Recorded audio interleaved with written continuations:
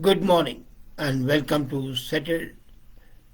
the new segment Better Thyself of Dr. Lamba's Awakening Call. We are a social being and we assume certain responsibilities which are not there and should not be there. But then, being human beings and being social, we think it our responsibility to ensure that the people whom we consider as our friends are kept on a tight leash. And if not on a tight leash, at least they should adhere to their commitments, and also if they have established any goals, any objectives, they should try to be accountable. Now, this is very intrusive. The fine line between giving your friends advice on reaching their goals and nagging them when they veer off course is a very, very dicey thing. It can be too intrusive, it can be suggestive and a sign of friendship. Now, title of being a friend comes with a slew of responsibilities. If it was a job listing on the LinkedIn, these words and phrases would be found in the description. Cheerleader, restaurant accompanier, breakup consultant, pep talker, outfit advisor, and shoulder to cry on, accountability coach, and rest. Descriptions of what a friend should be. But while these roles all come with their own challenges, actually holding your friends accountable to their goals, to the struggles and missteps is the most difficult job. And yet every one of us wants to do it. Let's take an instance. Your friend has a ton of credit card debts. He or she is stressed about. And he or she continuously pester you about this issue, being clearly distressed. And the next time you see that, they tell you a new purse, a new book, a new tie, they are bought. You go to a restaurant and the friend orders the most expensive thing on the menu. Naturally, the person who has been under debt, wasting money is not desirable and you want to set that person right. Another scenario, a friend is upset about breakup, weight gain, but refuses to accompany you to workout classes and proceeds to eat copious amounts of junk food. Now, what to do it? There's a fine line between giving your friends advice on reaching the goal and nagging them when they veer off course. So here is how you can do both things. Tell them to keep in line, try to reach their goals, and also not seem to be nagging. That means maintaining your good relations and maintaining your friendship. The first thing to do is remind them of their goals. When your friend is acting in a way that are not aligned with reaching their objectives, it is important to very gently remind them what they are trying to accomplish. It can be helpful to do in a certain way. The best thing is use the words used by your friend when reminding them of the goal. For instance, you may say something like that. I know you told me your goal to do X and how you worried you were not to do that. As your good friend, I want to play this goal back to you so that you don't lose sight of it. And I know how important it is for you. You can also tell a friend that because you care, you want to help her, be accountable, but not being intruding on their privacy. So this is something she wants and values. Two things can happen now when you remind them of the goals. The best scenario would be your friend takes your advice and makes a serious effort to reach the desired goal. Worst case, your friend gets defensive and says, who the hell are you? Lashes out at you. And naturally, that troubles you and troubles the friend. That might be a first step towards the breakup. So understand that it is sometimes tough to hold someone accountable, if that person is not prepared to do necessary work or the sacrifice it may take. So what do you do? If your friend gets defensive, remind your friend that you are not putting pressure, that the friend is an adult and should do whatever he or she thinks is right. But since you care about her, you are giving your opinion and reminding her of her values, what she wanted or he wanted at that time. Now, here, something very important, you have to protect your energy. Try not to take it personally. When a friend becomes a defensive, it's not criticizing you. The friend may lash at you, but the criticism is not a reflection on you. Your friend is working through its sense of a period of insecurity. And that lashing out at you is an expression of that insecurity. But you have to be careful to set a gentle but firm boundary. You should say, I see this conversation is bothering you, is upsetting you. So let's both step away and take some time to process separately. Setting boundary is incredibly healthy and necessary for both yourself and for your friend. It will mirror to them how to set healthy boundaries in their own life, and it will ultimately make the friendship stronger. Take a breather, couple of days rest, and then you can evaluate if and when to check on your friend's progress and either keep shut or bring it up again. Now, when your friend is acting in a way that are not aligned to reach a goal, your job is just to remind, but not to goad, not to persuade, not to be a counselor, not to be a guide. No, just a reminder. At the same time, most important thing, don't forget to look after yourself. You see, what happens is, don't be busybody. A person who is giving an advice constantly giving advice to someone who won't listen. Ultimately, it loses its value when you are constantly giving advice. And they don't want to listen to you, they become deaf. So,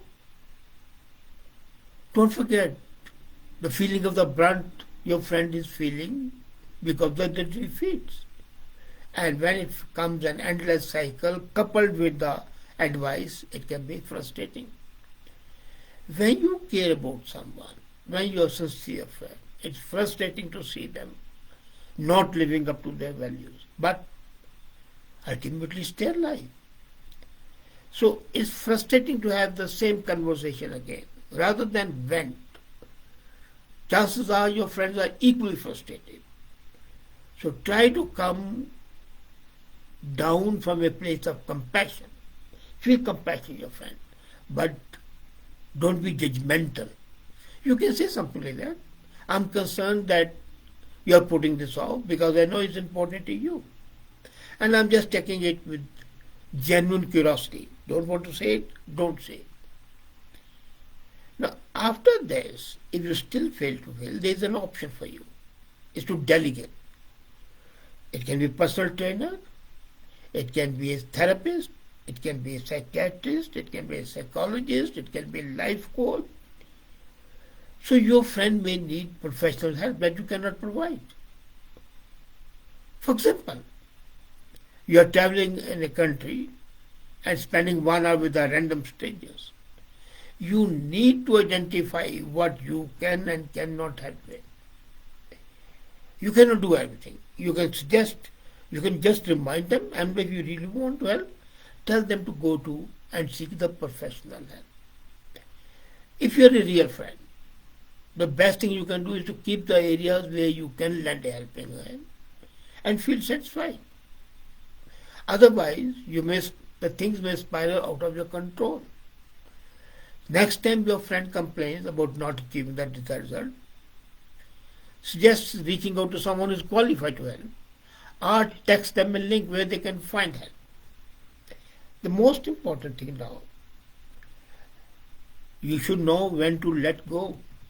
as I said, continuously pestering, interfering, being intrusive is injurious. It's quite tempting to continue to give advice. You want to feel good. This good feeling is very harmful in this context. So if nothing comes from it, you feel you are beating a dead horse. And if you had the same accountability conversation several times, be sure it's time to let it go. Don't keep on beating the dead horse. Quite possible. If you sense your friend wants to shut down for every time you bring it up, it's worth not pursuing. Think of it from your friend's point of view. You know what happens when we give advice, we feel that if our advice is not taken, it's your insult. No, it's not. The friend may have quite other problems, quite other issues which you may not be aware of. You have done your job about reminding, about suggesting the practical help, then keep shut. Let it go. You cannot know the hidden intricacies in the mind of your friend. No one wants to be constantly reminded of their failure. Let's not forget it. At the moment you become advisory and you become judgmental and you become intrusive, you're crossing the boundaries. And your friends would be justified, even if you're genuine and sincere, in lashing out at you. So, even if they are not focused on their goals and dreams, who knows what the issues are? So let it go, and this letting go has a very beneficial effect. When your friend sees that you're letting it go, that you're not pestering, he or she would feel, well, maybe you were honest. If you were not honest, maybe you would still be pestering them. You are not a busybody, you are not a pain in the neck. And the last, most important, not all friendships are meant to last forever. It's a fairy tale. They lived happily ever after. No. Some friendships have to come to an end. And if your friendship feels forced and strained, it may have run its course. So, if it has run its course, let it go, let it fade away, let it die a natural death. Friendship has to be built not only on mutual interest, but also on mutual respect and reciprocity. If you cannot respond, the other person cannot respond, it's not friendship. If it's one-sided, like you are always looking out for your friend, but don't feel much support for the friend, you might think that you have lost respect and you are being judgmental. So maybe this is time to move away from that friendship. You have to remember one thing, put yourself up first. Ask yourself if this friendship is causing you to lose yourself. Is it really true friendship? In a healthy friendship, don't ever forget, you should feel safe to show yourself up as a genuine person, as an authentic self, and speak the truth. And if you can't do that, then it's not real friendship. And if it's not real friendship, the relationship isn't serving either you or your friend. It's not an equal exchange of energy. Quite possible, you are draining and wasting your energy, and that's not acceptable. So you have got to evaluate and say, okay, thus far we have come. I've been trying to be very sincere to you. How about you live your life and I live my life? Let's part as friends.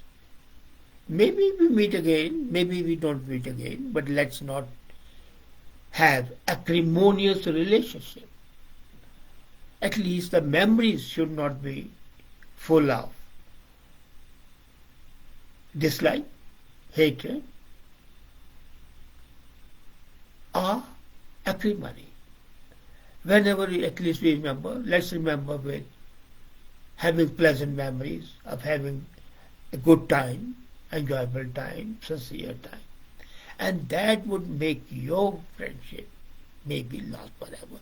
So you have got to be very diplomatic. Just be reminding. That's it. Gently reminding. And if you can't do it, suggest a professional therapist. Still doesn't help? Say, okay, friend, bye bye. Let's part and hopefully meet again.